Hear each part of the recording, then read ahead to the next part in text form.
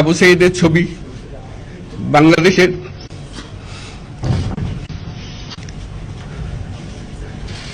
যে বিপ্লবের মাধ্যমে বাংলাদেশ আজকে নতুন বিজয় দিবস সৃষ্টি করল, সেটাকে সামনে রেখে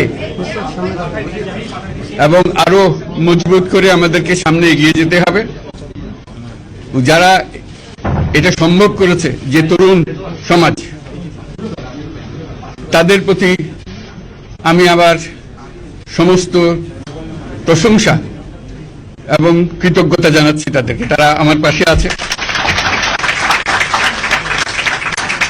এরা এই দেশকে রক্ষা করেছে, এই দেশকে নতুনভাবে পুনর্জন্ম দিয়েছে এবং এই পুনর্জন্মে যে বাংলাদেশ পেলাম, সে বাংলাদেশ যেন অত্যন্ত দ্রুত গতিতে এগিয়ে চলতে পারে, সেটাই হলো আমাদের শপথ।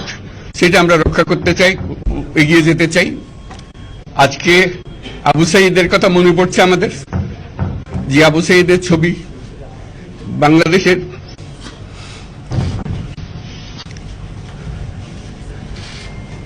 প্রতিটি মানুষের মনে গেঁথে আছে, এটা কেউ বলতে পারবে না। কি অবিশ্বাস্য একটা সাহসী যুবক, বন্দুকের সামনে দাঁড়িয়ে আছে এবং তারপরে থেকে কোন যুবক, কোন যুবতী আর হার মানে নাই, সামনে গিয়ে আছে এবং বলছি যত গুলি মারো, মারতে পারো। শপথ আমাদের যে প্রতিজ্ঞা, যে আমাদেরকে এটা করতে হবে, ঘরে ঘরে পৌঁছাতে হবে। মানুষ যেন জানে যে বাংলাদেশ স্বাধীন হওয়ার অর্থ হলো তার নিজের পরিবর্তন, ব্যক্তির পরিবর্তন, সুযোগের পরিবর্তন, তার ছেলে মেয়ের ভবিষ্যতের পরিবর্তন।